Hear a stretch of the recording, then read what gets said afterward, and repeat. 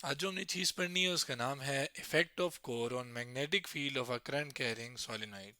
यानी कि जब एक तार को एक गोल चीज़ के ऊपर लपेटा जाए जिसे हम सोलिनॉइड कहते हैं, तो जिस चीज़ के ऊपर लपेटा जाए उसे हम कोर कहते हैं। तो जब उस सोलिनॉइड से करंट पास किया जाए तो उसके इर्द गिर्द मैग्नेटिक फील्ड पैदा होती है। इस कोर के डालने से उस मैग्नेटिक फील्ड के ऊपर इफेक्ट पड़ता है।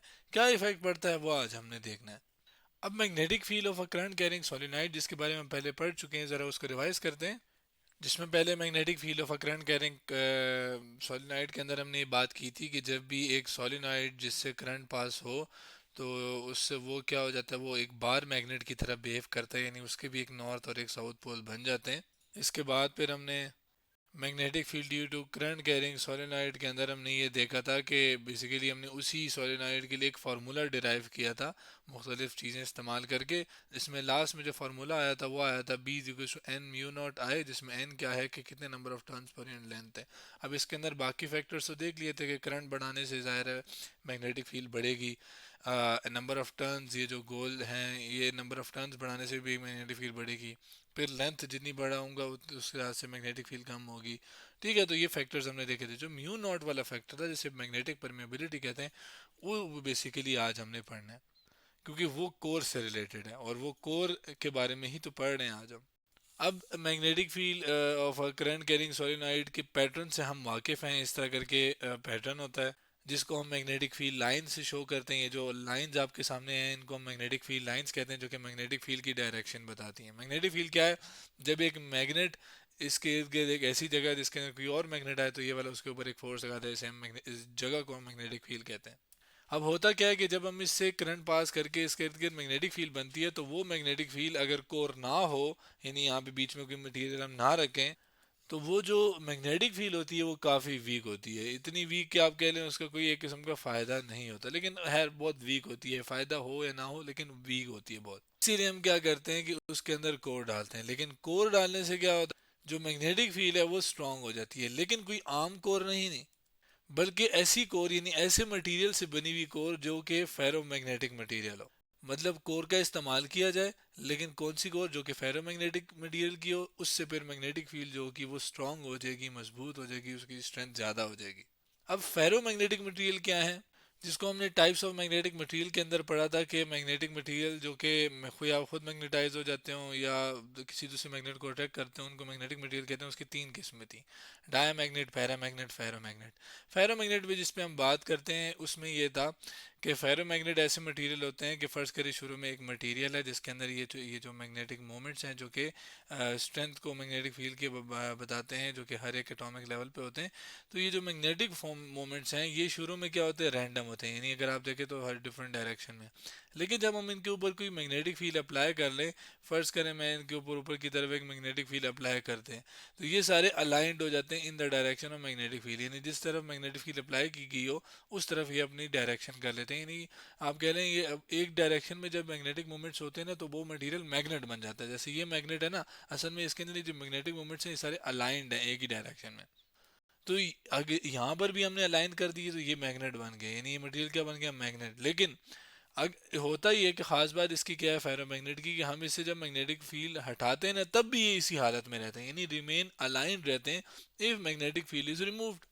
जबकि पैरामैग्नेट के अंदर ऐसा नहीं होता था। लेकिन खैर, उसके अंदर फिर वो सारे रैंडम हो जाते थे, वापस से आप कह रहे हैं इस हालत में आ जाते थे। लेकिन फेरो की यही तो खास बात है कि वो फिर अलाइंड रहते हैं, वो मैग्नेट ही रहते हैं। तो यहाँ क्या हो रहा है कि जब हम कोर रख रहे हैं, जैसे उसकी मिसाल एक आयरन की है। आयरन जब हम रखते हैं, अमूमन अक्सर जो सोलिनाइड्स के अंदर आयरन का इस्तेमाल किया जाता है। तो तो जब हम आयरन रखते हैं ना, होता यह है कि जो ये मैग्नेटिक फील्ड जो सोलिनॉइड की वजह से है वो क्या करती है कि वो इस आयरन जो कि फेरो मैग्नेटिक मटेरियल है, वो इसके अंदर जो मैग्नेटिक मोमेंट्स है उसको अलाइन कर देगी। अलाइन करने से क्या होगा कि जो आयरन है वो भी एक किस्म का मैग्नेटाइज हो जाएगा। मैग्नेटाइज यानी उसके अंदर मैग्नेटिक फील्ड आ जाएगी, बिल्कुल वैसी जैसे फेरो मैग्नेटिक मटेरियल को हमने मैग्नेटिक फील्ड में रखा था और वो मैग्नेट बन गया था। तो ये आयरन भी बिल्कुल वैसे ही हो जाएगा। उससे उससे क्या होगा कि हमारे पास ये जो फील्ड है वो स्ट्रांग हो जाएगी, क्योंकि अब सोलिनॉइड के साथ साथ इस आयरन की भी मैग्नेटिक फील्ड है। इसी बात को मैंने यहाँ लिखा हुआ है कि the core material itself magnetize when place inside the solenoid, further strengthening the magnetic field या स्ट्रेथनिंग द फील्ड। यानी जो कोर है वो खुद फिर क्या हो जाएगी, मैग्नेटाइज हो जाएगी। कैसे होगी वो हमने देखा। और कब, जब उसको सोलिनॉइड के बीच में रखा जाए, और उससे क्या होगा कि मज़ीद स्ट्रेथन कर देगी, स्ट्रॉन्ग कर देगी मैग्नेटिक फील्ड को।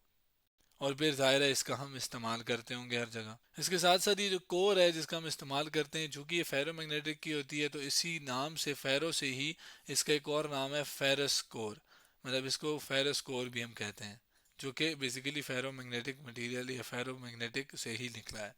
अब ये बात तो हो गई। अब ज़रा इस फैक्टर की बात करते हैं जो कि इसी बात से रिलेटेड है, जो कि मैग्नेटिक परमेबिलिटी जिसको मैं कह रहा था, म्यू नॉट। अब ये मैग्नेटिक परमेबिलिटी है क्या, ये बात पहले मैं समझाता हूँ कि मैग्नेटिक परमेबिलिटी क्या है। कि ability of a material to allow magnetic field lines to pass through it. यानी कि ये एक मटेरियल की ऐसी एबिलिटी है जिसमें वो क्या करता है कि अपनी मैग्नेटिक फील्ड लाइंस को जो उससे गुजरना चाहे तो वो उसको गुजरने देता है। जिसको मैं यहाँ पे समझाता हूँ कि आयरन है ना, तो मैग्नेटिक फील्ड लाइन जो कि इस सोलिनॉइड की होंगी वो इससे गुजरेंगी तो ये गुजरने देगा, रेजिस्ट रोकेगा नहीं। अब जैसे आयरन की मैग्नेटिक परमेबिलिटी ज़्यादा है, यानी अगर एक मटेरियल है उसकी मैग्नेटिक परमेबिलिटी क्या है, ज़्यादा है, इसका मतलब क्या होगा। इसका मतलब तो यही होगा कि अगर वैल्यू ज़्यादा है तो इसका मतलब ये है कि वो ज़्यादा मैग्नेटिक फील्ड लाइंस को पास होने देगा, यानी they allow more magnetic field lines to pass through it. और उससे क्या होगा कि वो फिर उन मैग्नेटिक फील्ड लाइन जो कि उससे गुजर रही है उनको कॉन्सेंट्रेट करेगा। Concentrate the field and increase the magnetic field. यानी कि वो जो लाइंस होंगी या वो जो फील्ड होगी उसको ये कॉन्सेंट्रेट यानी फोकस टाइप करवाएगा, जिससे मैग्नेटिक फील्ड स्ट्रेंथ ज़्यादा होगी। देखें, फ़र्ज़ करें अगर मैं इस पॉइंट पे बात करूं तो मैग्नेटिक फील्ड लाइन ऐसे जा रही हैं, ठीक है, फैल रही हैं किस्म की आप कह लें। तो असल में ये जो कोर होगी या जो मटेरियल होता है जिसकी मैग्नेटिक परमिटिबिलिटी ज़्यादा होती है, वो इन लाइन को फोकस कर देता है। फोकस यानी कॉन्सेंट्रेट कर लेता है, करीब करीब कर लेता है किस्म का आप कह लें। अब जब लाइन आपस में, हमें पता है कि मैग्नेटिक फील्ड लाइन जब आपस में होती हैं करीब, तो वहाँ पे मैग्नेटिक फील्ड होती है स्ट्रेंथ, सॉरी ज़्यादा। जहाँ पर इसकी मिसाल यहाँ पर दूँ कि देखें, यहाँ पर जो डिस्टेंस है वो ये है। अब अगर मैं यहाँ पर एक और मैग्नेटिक फील्ड लाइन ड्रॉ करूँ यूँ करके, तो यहाँ पर इस तरह जो डिस्टेंस ये वाला होता है ये ज़्यादा होता है, तो यहाँ पर चूंकि कम है डिस्टेंस मैग्नेटिक फील्ड लाइंस के दरमियान, तो यहाँ पर मैग्नेटिक फील्ड स्ट्रांग होगी, यहाँ पर वीक होगी। ये properties of magnetic field lines के अंदर भी हम देख चुके हैं। तो जब हम कोर यूज़ करते हैं, जैसे मैंने कहा कि वो मैग्नेटिक फील्ड को मतलब कंसंट्रेट करवाएगी, उससे फिर क्या होगा कि फील्ड, मैग्नेटिक फील्ड जो है वो उस जगह पर स्ट्रांग होगी। अब अगर स्ट्रांग है तो हम इसका इस्तेमाल कहाँ करें। असल में इसका जो मेन इस्तेमाल है वो होता है ट्रांसफार्मर्स के अंदर। ट्रांसफार्मर्स दिखते कैसे, ऐसे होते हैं, हमारे गलियों में भी लगे होते हैं, हमारे मतलब आप कह लें मोहल्लों में भी लगे होते हैं ऐसे, जो कि बेसिकली बिजली हमारे घरों तक पहुंचाते हैं। अब अगर मैं इसके अंदर की स्ट्रक्चर की बात करूं, होता ही है कि इसके अंदर दो तरह की कॉयल होती हैं, एक ये कॉयल, एक ये कॉयल। एक कॉयल कह लें सोलिनॉइड टाइप चीज़, ठीक है। इनको बेसिकली एक चीज़ के ऊपर लपेटा होता है, जिसको मैं अगर ज़रा हाईलाइट कर दूं, तो ये आपके पास जो ये वाली चीज़ है ना, ये जिसको मैं हाईलाइट कर रहा हूँ, ये बेसिकली क्या है, ये आयरन से बनी होती है, और ये आयरन होती है बेसिकली, और ये कोर है यहाँ पर। और ये जो कोर है ये असल में आयरन से, जैसे मैंने बताया, बनी होती है। उससे क्या होता है कि जो मैग्नेटिक फील्ड है वो स्ट्रांग होती है इसके अंदर फिर। और उससे फिर जो इसके अंदर फिनोमेना हो रहे होते हैं जो कि मैग्नेटिक फील्ड से रिलेटेड होते हैं, वो फिर ज़्यादा ज़ाहिर है, जहाँ पे मैग्नेटिक फील्ड हमें ज़्यादा चाहिए होती है उन पर फिनोमेना को परफॉर्म करने के लिए, फिनोमेना होने के लिए, तो फिर क्या है कि हमें इसकी ज़रूरत पड़ती है ताकि मैग्नेटिक फील्ड स्ट्रांग हम प्रोवाइड कर सकें। और फिर ज़ाहिर है जो बिजली है उसकी या ट्रांसफार्मर की एफिशिएंसी है या कितना अच्छा काम कर रहा है वो बढ़ सके। इसके अलावा जो मोटर्स होती हैं, जो कि बेसिकली काम ये होता है कि हम इसको बिजली देते हैं, ये चीज़ों को, मुख्तलिफ चीज़ों को घुमाता है, पानी को ऊपर पहुंचाता है, यानी एक इलेक्ट्रिकल एनर्जी जो कि बिजली देना ये वाली एनर्जी है, उसको मैकेनिकल एनर्जी, जैसे कि काम, चीज़ों को घुमाना, पंखों को घुमाना, इसके अलावा पानी को ऊपर पहुंचाना, उसमें कन्वर्ट करता है। इसको हम बेसिकली मोटर कहते हैं। इसके अंदर के स्ट्रक्चर की बात करें तो इसके अंदर भी बेसिकली कॉयल्स होती हैं छोटी छोटी, ठीक है। उन्हीं वो कॉयल्स बेसिकली लपेटी होती हैं किसके ऊपर, इसी तरह आयरन कोर के ऊपर, ताकि हमारे पास ये एफिशिएंटली और आसानी से काम कर सके। तो ये इसका एक इस्तेमाल था जो कि कोर का एक अहम किरदार था, ठीक है। तो आज हमने क्या किया, effect of core on magnetic field of a current carrying solenoid के बारे में पढ़ा।